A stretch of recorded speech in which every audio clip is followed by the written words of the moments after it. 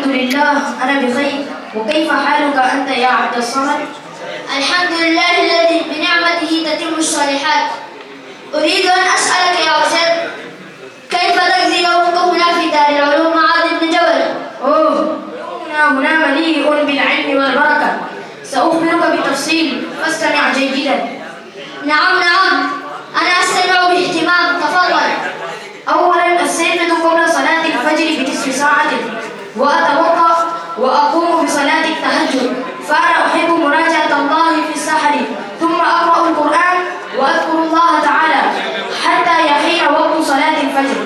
ما شاء الله، هذا وقت عظيم. وماذا تفعل بعد صلاة الفجر؟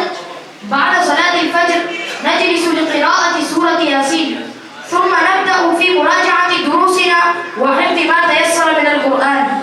وهل تستمر في المراجعة حتى موعد الدروس؟ نعم، نستمر في المراجعة حتى الساعة 7:30، حيث نشارك في ختم خاتمان، وهي جلسة ذكر جماعية لمدة 15 دقيقة.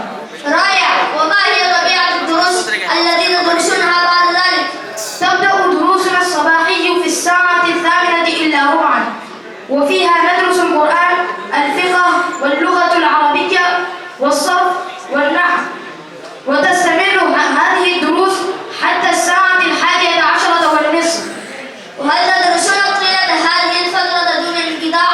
بالطبع لا، نحصل على فترات استراحة قصيرة بين الدروس لتجديد النشاط، وبهذا نتمكن من متابعة دروسنا بتركيز أفضل. وبعد انتهاء الدوام الصباحي ماذا تفعلون؟ بعد الساعة 11:30 نتناول الغداء، ثم نحصل على وقت للراحة القيلولة لمدة ساعة تقريبا. القيلولة السنة النبوية، ما أجمل تطبيق هذه السنة. وماذا تفعلون بعد صلاة الظهر؟ بعد صلاة الظهر نراجع القرآن الكريم. هذه الفترة مخصصة لمراجعة الحفظ، لأن الحفظ يحتاج إلى تكرار ومراجعة مستمرة. نعم، فالقرآن هو النور الذي لا يطفأ. وماذا بعد ذلك؟ بعد الانتهاء من مراجعة القرآن نعود إلى الدروس المسائية، حيث نواصل دراستنا حتى وقت العصر. وهل تنتهي دراستكم عند العصر؟ نعم، بعد العصر يكون وقت الترفيه والرياضة. بعض الطلاب يلعبون كرة القدم، والبعض الآخر يمارسون تمارين الرياضة، فهذا يساعدنا على تنشيط أجسادنا بعد يوم طويل من الدراسة. هذا جيد، فالعقل السليم في الجسم السليم. وماذا تفعلون بعد المغرب؟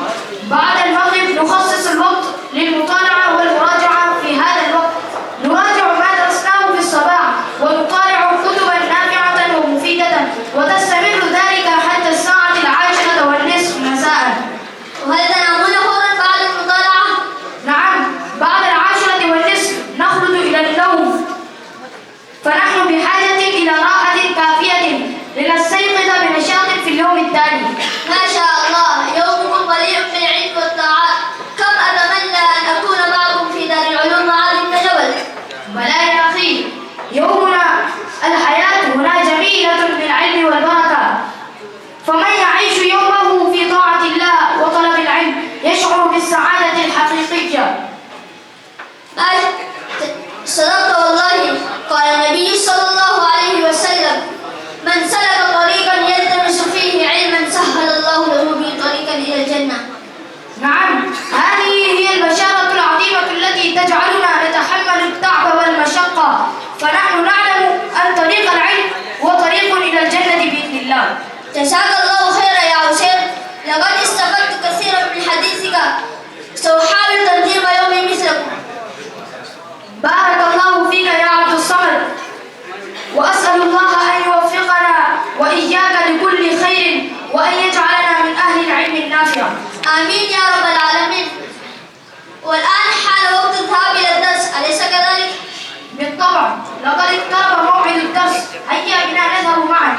الوقت كالسيف، إن لم تقطعه يقطعك. صدقت، فلنسرع حتى نكون من السابقين إلى الصف الأول. نعم، الصف الأول للجادين، ولنا فيه مكان بإذن الله. بسم الله وعلى بركة الله نطلب العلم ونطلب الله.